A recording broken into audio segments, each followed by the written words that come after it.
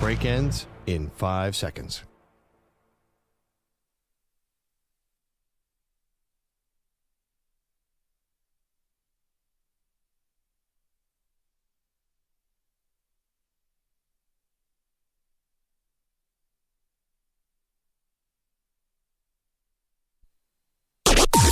Maggie and Perloff on the Infinity Sports Network.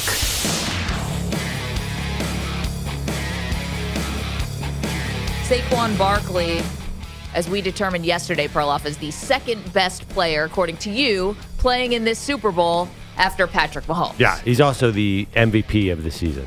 Well, let's not get into that rabbit hole. But he's the man now. And I admit, full disclosure, I did not think this was a great signing. I thought it was a fine signing. I had no idea he was going to transform the Eagles like this. Well, let's be fair. The running back is back. And Saquon Barkley, with the 2,000-yard season, is just one of the guys, and he's the best example of how the running back is back. Derrick Henry had a great year. Josh Jacobs had a great year. My guy James Cook had a great year and really transformed an offense that was only known for the quarterback. So running backs are back, Perloff, but I'm going to be honest, I don't know for how long.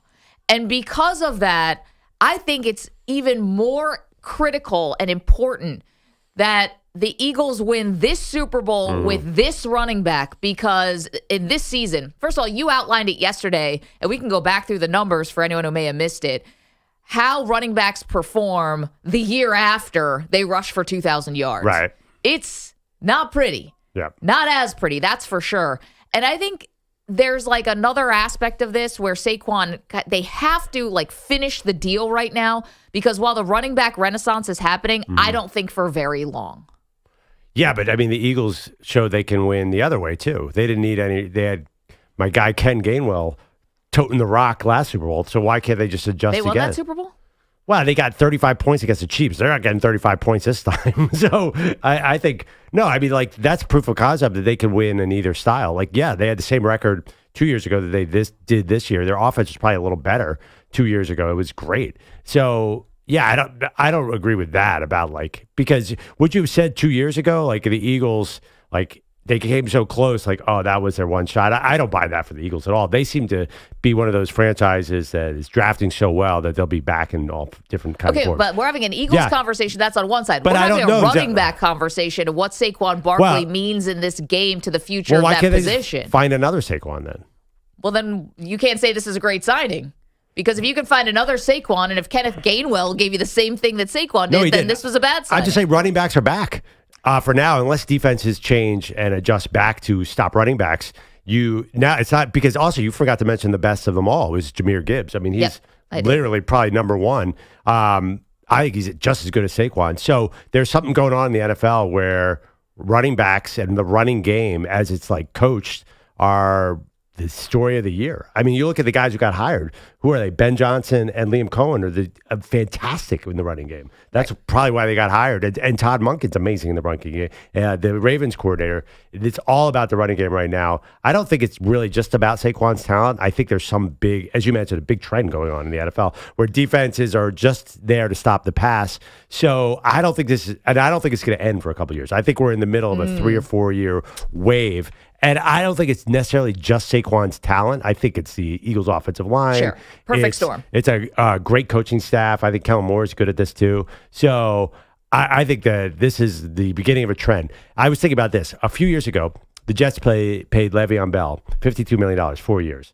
That was like Ezekiel Elliott got 5 years, $50 million, like the worst of the worst. They were overpaying running backs. Todd Gurley. So Saquon gets a lot of money. It is a fraction of what those guys got. Sure. Now I think the running back's going to get paid again. I think Saquon's so transformational that they're going to start paying these guys again, and they're going to start featuring them more over the next 4 or 5 years. Okay, I think, I don't know about paying them again. I think that what they're going to start doing is drafting them high again. Because like a Jahmyr Gibbs, but that's when you get the first contract. Yeah, and but then similar investment. But an investment in draft capital, not in that $50 million that Le'Veon Bell got. Because now all that money's going to the quarterback. I don't know because of Saquon. Are you sure that people aren't going to pay up? So this is why I think instead it's going to be like a Jahmyr Gibbs thing. Saquon was the second overall pick, so that was a high pick also. But I think teams are going to draft these running backs higher. Like, let's see how high Ashton Jeanty goes or someone like that. And then we'll see if they actually get the second contract. I'm still not convinced that they're going to get the second contract because I do think, and I think a lot of people might be with me, that yes, there are some elite generational running backs, but I think a lot of people also believe that they are interchangeable or that you need multiple, right? Running back by committee, the bell cow kind of went away a little bit. And even Jahmyr Gibbs was splitting a lot of time with David Montgomery until Montgomery got banged up. Yeah. So I don't know if they're going to get the second contract. But the other thing, and you touched on it and you kind of glossed it, it's a big deal. This is why I think Saquon Barkley and the Eagles have to win this Super Bowl this way this year, featuring the rushing attack, is because you mentioned defenses are going to adjust. Yeah. Absolutely. Like, you kind of just sort of swept that, like, oh, they're going to adjust. Let's think about it. Why are we getting a running back renaissance? Because defenses started doing this too high safety. They started trying to keep Patrick Mahomes and Josh Allen, from just throwing all over the yard, and they wanted to keep everything in front of them. And I'll tell you what, I was looking at a couple numbers here, and anecdotally, you can just see it. Explosive play rate, okay, so 20 or more yards, is the lowest it's been in 10 seasons. Right. And that squares, right? It looks like that a lot of the time. Right. You don't think that now we're going to put an emphasis more on, because of that, there's like an inefficiency. So now you got to start getting, designing defenses to stop the run. You've got to start featuring linebackers more. It's all like a pendulum, and it's going to switch back. And then all of a sudden, the quarterbacks are going to say, wow, look at all this open field I've got. Let me just start throwing the ball. Not happening. Not now. I mean, you just said that explosive, like defenses are terrified of explosive plays, and they'll do anything to stop them. I think Kansas City and Buffalo are thrilled with the way their defenses played this year. Like for Ben now, though. Like but why would they're not going to change next year? Well, maybe not as fast as next season. The thing is, but it's going to happen fast. I don't think so. The quarterbacks are too good. They're just not going to want to let them feast anymore. I think they'd much rather let Josh Jacobs and Bucky Irving and these guys just go to town than let up a 50-yard pass. Like, they hate doing that. I think that's the trend right now.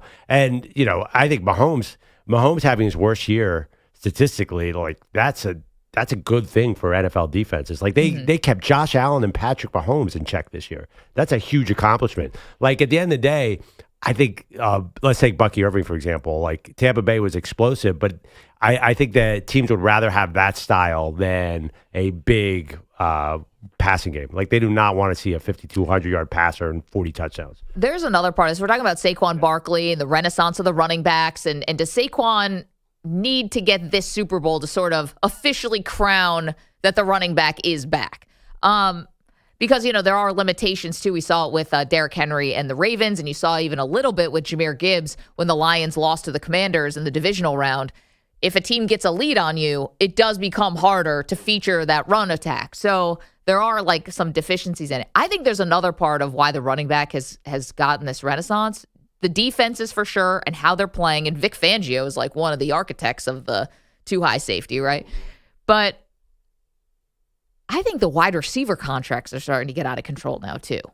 Right, so that's an argument for paying running backs. Well, right? I'm thinking that it's like, is this why we're starting to see it now? Is because you're getting to $30 million and $31 million and $32 million a year for wide receivers. Like, that's going to start maybe having a little bit of a cap, and maybe we land somewhere in the middle. I don't know. Well, I mean, I think that you're right. Saquon got 3 years, $36 million, when Justin Jefferson and CeeDee Lamb got 1 year, $36 million. It's crazy. So I think the rates are definitely going up. I think Jahmyr Gibbs is through 2 years, right? So he'll be in his third year. After this year, they can start negotiating. Saquon just earned him $10 million. I mean, I think he's only 22, by the way, Gibbs, and he's spectacular. I think he's like going to get paid to like 25% more than Saquon. I think the trend is going to go up, and then it'll go back down again probably. But yeah, I definitely think these guys are going to get second contracts now, because Saquon was a second contract. One thing about Saquon, he saved his legs a little bit because he was hurt all the time. But I don't know if that's saving him. And also, I think Josh Jacobs, like, they looked at it like, wow, this is awesome in Green Bay. What an upgrade. I think teams are going to adjust and pay more. And it's not because of just Saquon. I think it's a league-wide thing. We're talking about Saquon Barkley and not just the impact he's going to have on this game in the Super Bowl, but sort of moving forward with this running back renaissance. I think one of the biggest things for Barkley is how does he play next year? Because it's 2,000 yards. It's awesome. He had 6 games with 25 or more carries. Okay? Derrick Henry had 3 games with 25 or more carries. Josh Jacobs had 4 games with 25 or more carries. James Cook had 0 games with 25 or more carries. Jahmyr Gibbs had 0 games with 25 or more carries. You also have to see the actual workload within the game. Oh, yeah. Saquon's going to be terrible next year. Well, no, so that might be out the window then of, all right, here's the running back renaissance, because if I have to really be almost load managing my running back, well, now I need a second guy.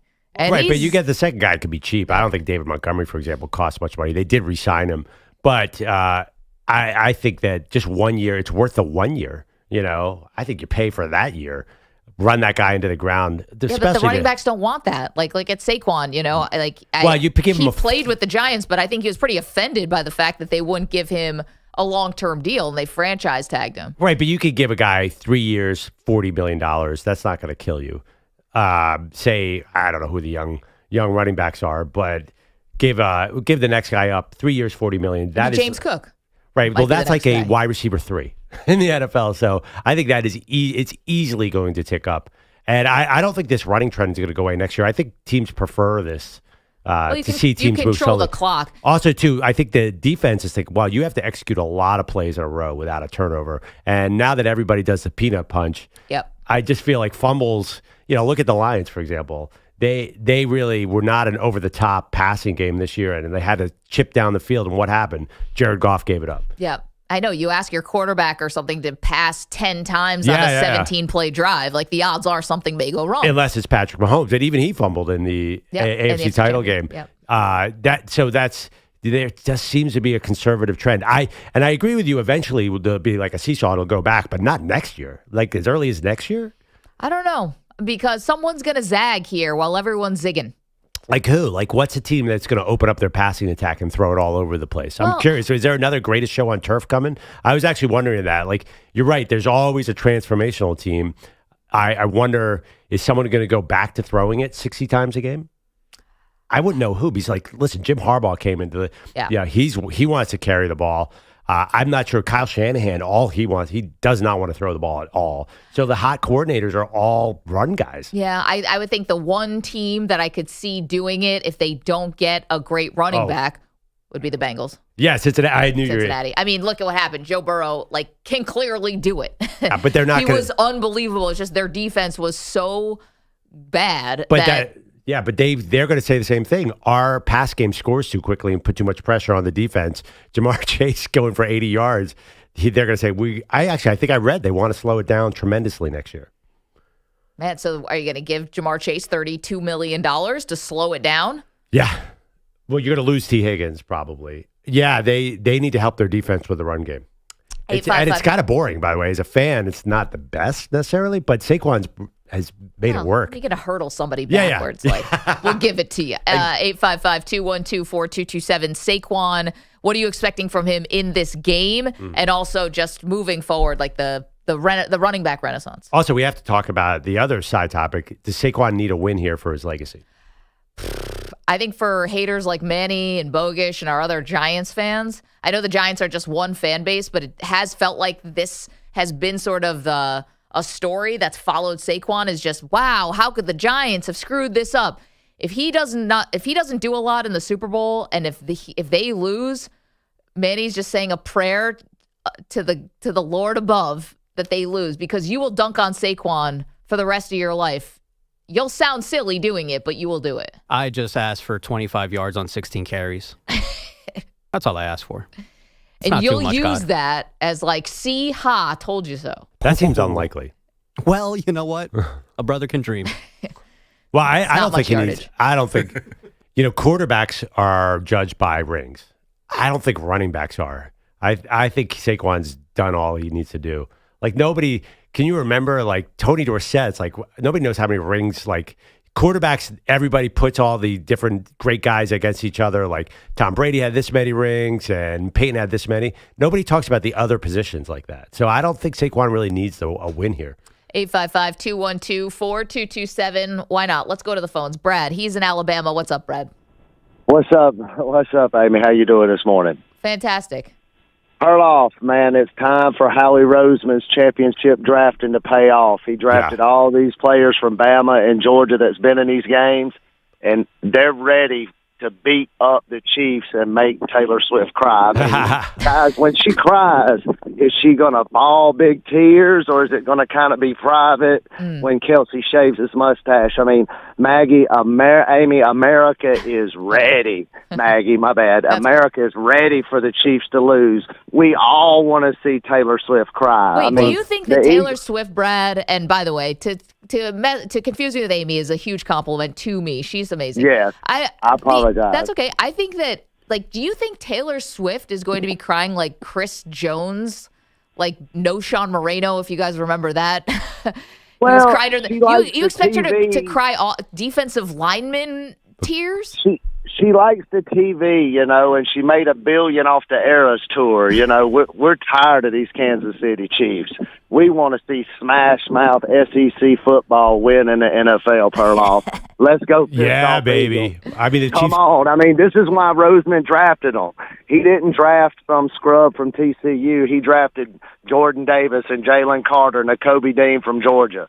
Devontae Smith, Landon Dickerson, Steen, and Jalen Hurts from Alabama and Oklahoma. I mean, he went and got players that's been in big games at young in their career. It's time for them to take over the NFL. So, Brad, you forgot Nolan Smith, too. Brad, then with all that, you're right. Like, Howie's figuring out, how come Alabama and Georgia weren't 1 and 2 this year with all those great players? Is that no longer a thing? Is Howie going to have to find new schools to draft from? Are they not? Because you're right. Well, those teams are amazing. NIL, man. I mean, now Ohio State's got a lot of talent. If he goes and gets some of those players, he's not doing bad either, brother. Huh? Brad, you brought up something, Brad, and thank you for the phone call. I had never thought about this. So the Eagles are the SEC's team? Oh, they're the Georgia Bulldogs North. But there's plenty of dudes who played in the SEC who are on the Chiefs. Well, I think Howie and I think the Lions. There are certain teams that have gone bananas on Alabama and Georgia players, and those are playoff teams. Right, but Chris Jones didn't. Jones? Where did Chris Jones go? Southern Miss or something, right? Mississippi State. Oh, Mississippi State. Yeah. Xavier Worthy went to Texas, which is now an SEC school. Yeah, I mean, but listen, there was definitely an Alabama-Georgia pipeline for Howie Roseman. It was there's an Alabama-Georgia pipeline for every team in the NFL. Nothing like the Eagles, is there? Well, the Eagles just in the last couple years with the Georgia stuff has gotten a little noticeable. Insane. When he went with Jalen Carter and Nolan Smith in the same draft, that was and Keely Ringo. He's had 4. I think. There's no one like this. But here's the thing: up until very recently, let's call it like it is, drafting Alabama quarterbacks wasn't exactly like a great thing to do. Mac Jones has not been good, and we go back to even like the guys like the A.J. McCarrons and stuff like that who were great winners in college, but they have not been. They're not NFL guys. Right, Greg McElroy, these guys weren't known for that. All other 21 players are awesome. No, I know. Yeah. He's like Jalen Hurts. It's like this is very recent. If we're going with Jalen Hurts and Tua, these are very recent. That Alabama quarterbacks, Joe Namath, going all the way back, would be like. Well, yeah, but the other players from Alabama are great. Obviously, they're O linemen and defensive players, the defensive back four. They're crazy. They're all over the NFL. It's funny. I just never thought of SEC. Brad called from Alabama. Our SEC fans, who we know love their conference, but we all are they getting behind the Eagles? We all know the Georgia Eagles thing is well documented. Like what do they call them? The Philadelphia Bulldogs or something. Yeah, it's crazy that he went all in. It was pretty smart. I have to check it. I think Brad Holmes of Detroit, who's the best drafter out there right now, I think he goes heavy SEC. It makes sense. Yeah, but now that's all gone because of NIL. The backups at Alabama and Georgia are all now going out to other schools, so you can't really. That cheat code is gone for Howie, sadly. 855-212-4227. All right, Saquon Barkley, what's at stake for him in this game? Does he have to win it to prove that this was like a success? I guess. We'll get to that in just a moment. But first, Perloff, who's got 2 thumbs and was a big winner on Prize Picks yesterday. This guy. And Manny, too, apparently. Thank you specifically to Ja Morant, and thank you specifically to Rory McIlroy, because I put those two interesting bedfellows together, and I got a winner.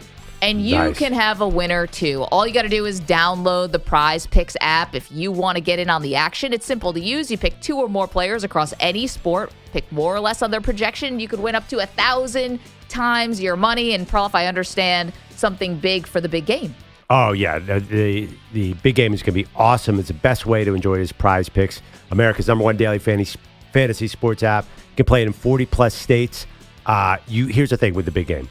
If you join now, they're giving away a free pick for the game where a quarterback will only need to throw for 1 yard to win. That's 1 yard, Maggie. Yeah. I think we can get that. I think we got it. Yes, unlike Jaron Jackson, who couldn't get one more point last night, but I'm over it. Download the Prize Picks app today and use the code MNP and get a $50 bonus in promo funds instantly when you play $5. That's code MNP on Prize Picks to get a $50 bonus in promo funds instantly when you play just $5. Win or lose, you'll get the $50 in bonus credits for just playing. It's guaranteed. Prize Picks run your game, must be present in certain states. Visit prizepicks.com for restrictions and details. Mand P.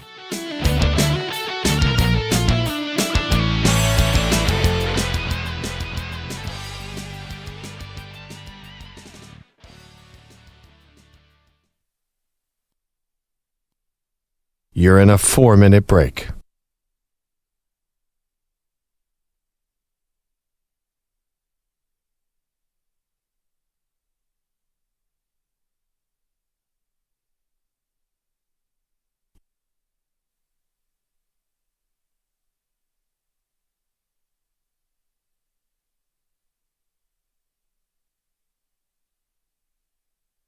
Three minutes, 30 seconds remaining.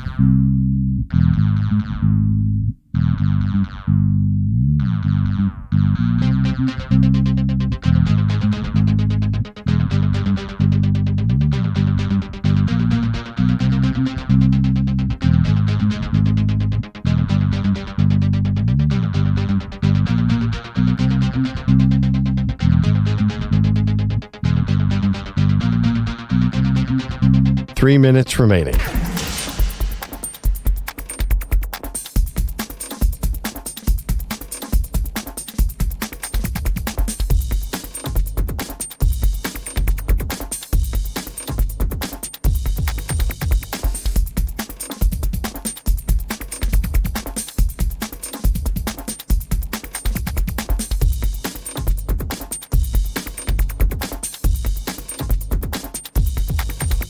Two minutes, 30 seconds remaining.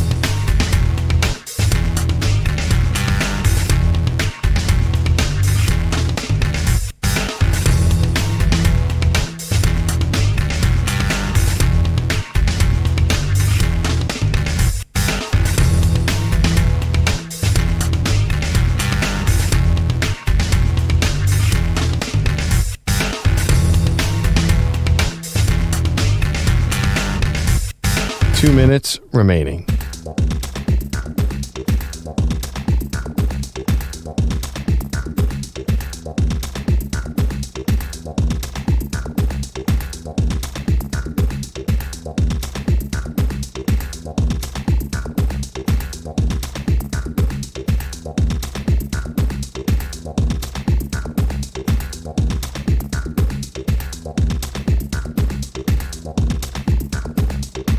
One minute, 30 seconds remaining.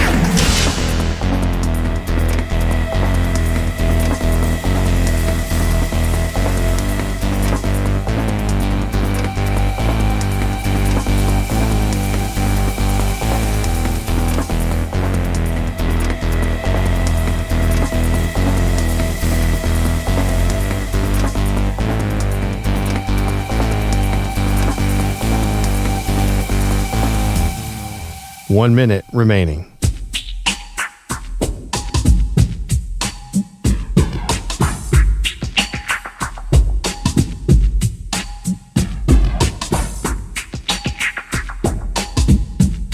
$45 seconds remaining.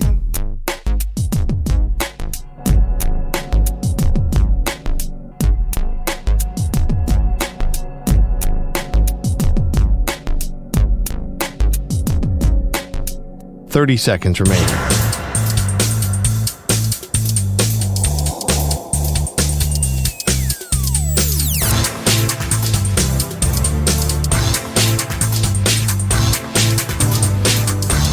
15 seconds.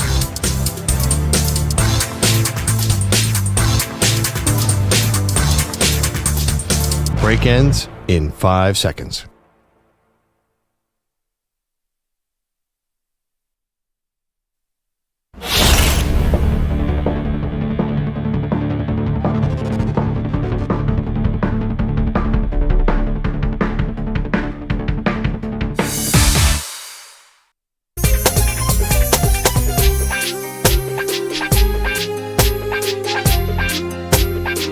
Welcome back, Maggie and Perloff Show. So Brad from Alabama called in and just got me so fired up. He pointed out that Howie Roseman, the Eagles GM, drafts all the SEC guys. I'm going we here because I'm proud of this, have the most Alabama players in the league with 6 and the most Georgia players with 5, one on the practice squad. I mean, this is such a cheat code. They one have on the practice squad. Get out of here. Well, I mean, he might actually get called up. I don't even know who it is. But anyway, they were the Georgia Philly Dogs, and now they are the Alabama and Georgia. I mean, this seems like obvious team building 101. Just draft all the guys from those 2 schools. But now that Saban's gone, I don't need any of those guys. We can find a different school. Kirby's still there. But here's the thing. So, but what Brad was saying is he was calling from Alabama to say, I'm rooting for the Eagles because it's like the SEC's team. Yeah, sure. But every NFL team has guys on the SEC. The Chiefs do. Guys who played in the SEC. But obviously the Eagles have way more of those 2 premier SEC programs by far. I mean, no one's even close because that's my math here, 11 from Georgia and Alabama. I can't imagine any other school. Houston's got 6 Alabama guys too, the Texans. And, they're all real good. So anyway, it seems like if I'm a GM, I'm following how he said. I just want to go down to Tuscaloosa and find some linemen and stuff. It's awesome. I mean, you got to admit, Jordan Davis and Jalen Carter are amazing. They are. Well, this is why I think you disagreed with me when I said this Eagles team is better than the one that played in Super Bowl 57 2 years ago. And you're that was a good team, too. I'm like, they're younger and better on defense. Yeah, that team was those guys were really good on defense, too. They had trouble with Mahomes, but I mean, they had like a Brandon Graham still right around his prime. I don't know. The score was 38-35. Who was playing defense in that game? I don't know. I liked that team a couple of years ago. That was a good team. I mean, they had the same record. This year's team, by the way, snuck through a very weak NFC playoff field. So we'll see how they do against the Chiefs. I mean, the Chiefs play everybody close. Well, let's be honest. You got a little lucky that, Detroit laid an egg against Washington. You got to see a division rival that you knew well. You got the game at home, Like, that helped you. That's okay. It's fine. I'm not begrudging you. I'm just saying you got a little help. The other thing, obviously, my key to NFL team building 101, just draft. Just bad character. Just hammer it home and keep on drafting the guys that fall. He's a bad character. They got New England 6 rings. It's getting Kansas City their 4th ring, and the Eagles are right behind them. Jalen Carter, I know it was terrible what happened, but that guy never should have fallen to 9. Randy Moss shouldn't be 17. Can you imagine Perloff trying to interview with an owner to be like, why should you be our next GM? It's like, well, I'm going to find every red flag possible, and that's who's going to shoot to the top of our draft boards. Also, let's be a little fair to the Patriots. Aaron Hernandez was a walking red flag, but he never won a Super Bowl with them. They actually had to win with some of the Tom Brady's not a bad guy. I don't think that. Oh, Tom Brady is the worst. He's the worst of the lot.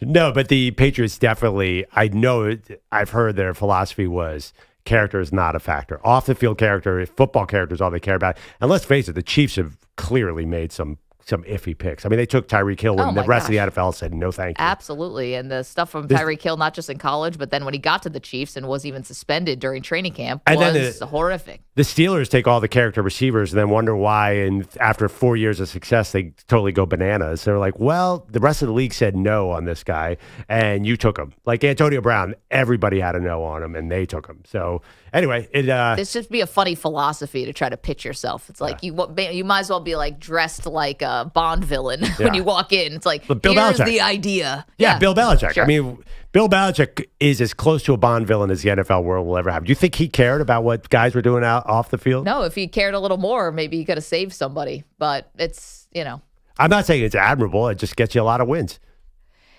It's just a funny way to be like, this is my core beliefs. And I don't think what was Henry Ruggs' issues? He's in jail right now. No, I know, but I don't think coming out of Alabama there was anything with Henry Ruggs. I mean, Yeah. that was. No, I know what he did. I find it hard to believe I know there's what he did. absolutely nothing in like. Well, they had to take him in 13. You don't understand how drafting bad character works. You wait till they fall to the third round because they have huge red flags. You don't want to get him. Henry Ruggs, they needed a top 13 pick. That's not the formula at all. The guys who fall. This may sound shocking to people. You're listening in your car. You're like, Perloff, what are you talking about? This is also the same person who endorsed the all steroid Olympics. Like, it's across the board. Like, you just want whatever. Lawlessness. Yeah, just no rules. No, I just think that, like, it's a Patriots philosophy. Like, just do not get 3 years out of whoever. I don't know, Albert Hainsworth or whatever bad guy they're taking. I'm looking at their list. They had, they had a lot of guys that got in trouble. He couldn't pass the conditioning test, Albert Hainsworth. Yeah, I mean the Pats. I mean they had Aaron Hernandez, but like I'm trying to think of like as a Jet fan, like what? Yeah. They had Kenbrell Tompkins, who is one of the craziest backgrounds of any guy ever to come Willie in the McGinnis NFL. ended up getting in trouble later. Yeah, I'm trying to think of what bad Patriots guy like killed the Jets. Like I can't. Bad character. Wes Welker killed us. I mean he wasn't a bad character guy. Well, sometimes it can be the guys you least expect. Like Corey Dillon was known as I don't know if that was just grumbling in the right. He was definitely like a character guy, and the Patriots jumped all over him. Randy Moss had quit on the Raiders, and they're like, he was considered a very bad character guy when they got him.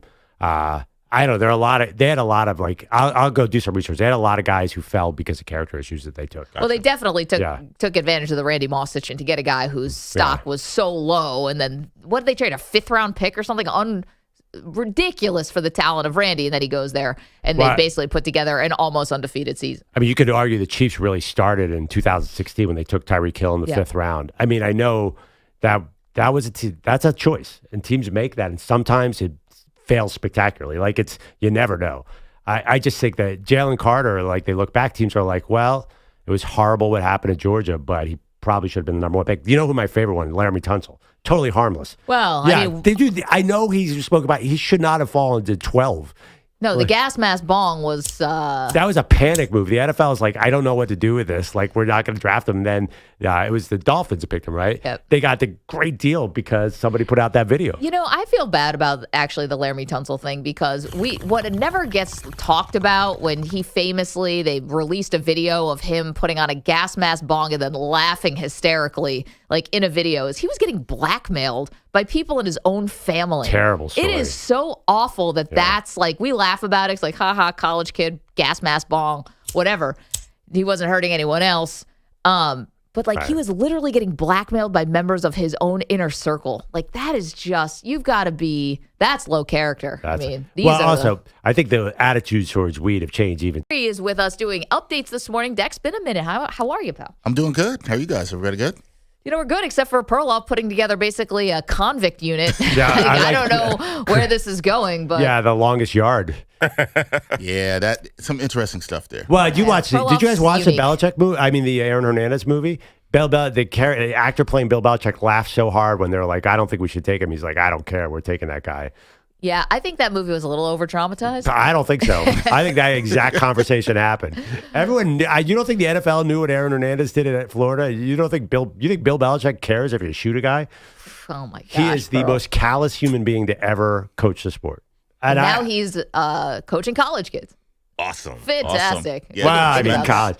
Character in college, a sport built on a lie. Like, there's no character in college football. He'll be just fine there. You're probably right. All right, guys. Perloff with your daily dose of cynicism this morning. Yeah. Dexter, save us. I mean, I could be Howie Roseman. I'm just going to go out. So, what have you been arrested for? Come play with us. The longer the rap sheet, the more I want you. The more he wants. There you go. Guys, the reserves for the NBA All-Star Game, they were announced last night in the Western Conference. The Spurs Victor Wembanyama, the Thunder's Jalen Williams, and the Rockets' Alperen Sengun. They were named All-Star selections for the first time, while in the East, Cade Cunningham of the Pistons, Evan Mobley of the Cavaliers, and Tyler Hero of the Heat. They are first-time All-Stars. As is always the case, guys, with the All-Star team, there will be talk about who got snubbed. Now, among the snubs were Philadelphia's Tyrese Maxey. So, Andrew, did your boy Maxey deserve to be named an All-Star Oh, my God. Are you this kidding year? me? I want to talk MVP the way they're playing lately. Of course he's an All-Star. Well, by the way, is this like the NFL where he'll eventually get to go? Or is this, I know it's next week. Possibly as an injury replacement. I don't know who would be a candidate. Yeah, this is and does he get to go with the skill? Is he going to be there at least? Because I feel like he's got some buzz. Like he belongs at that All-Star weekend, just as like part of the NBA cast of So you young like stars. him even in the skills competition or something like that? I don't know. It just feels like, doesn't he feel like he belongs there? I mean, I thought so after how well he played in the playoffs last year. I thought he really kind of elevated himself. But if I'm him and I just got snubbed, do I really want to show up for your stupid skills competition? I'd probably be like, I don't know, go screw. I'm going to go to Cancun. Yeah, Wow. I can't imagine that if he's not playing the game that he'd want to go do other stuff. He could go party. He can go to Cabo. He could spend that time. You could do nothing. But practice. But listen, as a Sixers fan, Manny. Team stinks. Six Manny, they don't practice. They stink. Come on. individual, sure, I have to do some research. Does low character equal success on the court? I don't know. I don't think so. I think that you end up having low IQ players. I don't know. And We're it's just too- talking it's- about. It's, I tend to it's agree fewer with that. players on the court, fewer players on the team. I think that disrupts chemistry worse than in the NFL. I was Where just Aaron looking to Anderson say. go run around doing crazy stuff by himself and nobody knows what he's doing. Yeah. I think it's harder when you have 12 guys on the team. Right, it's a smaller team. But then again, John Morant's Grizzlies have a pretty good record right now, and he seems to do some dumb things off the court. See, I think not smart. I wouldn't call him low character. You don't think flashing a gun on Instagram is a low character? I do. He also may have It- beaten up a teenager. Is that We're too? not really sure. Well, it definitely shows is. bad judgment, where that bad judgment doesn't come onto the court. But Like they're I still guess good. what I'm saying is the low character with him, we didn't talk about it before in the league. Oh, right? no, So he I'm was a wondering- darling. Right. Yeah. Yeah. So I'm like, did the low character come after the money? No, don't I know. can't even name a lot of NBA stars are too big. They can't afford to be low character. Everyone's watching them all the time. No, you're right about that. Yeah, NFL, you nailed it, EJ. You could disappear and do whatever you want. Yeah. I mean, there was the famous Jailblazers of Yeah. like the early 2000s that had a bunch of guys who were getting arrested and stuff. Those teams were not good. No, they were not. Also, go back and look at some of those arrests. Those like teams it was were- like speeding tickets. And those teams stuff. were I mean, right. some of it was Yeah, I weed, know. but like some of it was like I was like, man, the Jailblazers. And you go back, you're like, wow, Were that they really jailblazers? you were really doing like you were doing 70 and a 50. Wait. we Those teams weren't slandering good. They Darius were Miles for no great. reason. Jailblazers could ball. What are you talking about? They weren't good? I thought they were good. mean, Bonzi what? Wells? They That were Won losing to the Western Lakers. Conference Finals, I believe. Yeah. yeah, they were No, really but good. then they got really bad. Did they- That's my point. They had some good low character teams. I don't want you to discourage to say anything bad about one of my favorite teams of all time. They're Perloff's He was also dishing. And with it, top of the key to the free throw line, dumps it off for Rudy inside, takes a dribble. Here comes the jump hook. He banked it in off the window. 2 more for Rudy Gobert. Give him 15 for the game. All right, so Edwards found Rudy Gobert for one of his 11 assists on the night. The Timberwolves guard scored a game-high 36 points to go along with 11 dimes. Also grabbed 6 boards. The Wolves, they silenced the Jazz 138 to 113. In women's college hoops, history was made last night, guys. Vanderbilt freshman Michaela Blakes dropped a 53-piece in the Commodores' 99-86 win over Florida. Her 53 points, they're an SEC single-game scoring record, and her 53 points tied for the second most points ever scored by a freshman in a Division I game. Blakes, who also set a school record on Thursday, she's the only Division I basketball player, men's or women's, to top 50 points in a game this season. So very impressive. there. Vanderbilt athletics. Yeah, How about it? Vanderbilt. That's awesome. Vanderbilt coming I have up. a buddy who is the manager of the Vanderbilt women's basketball team.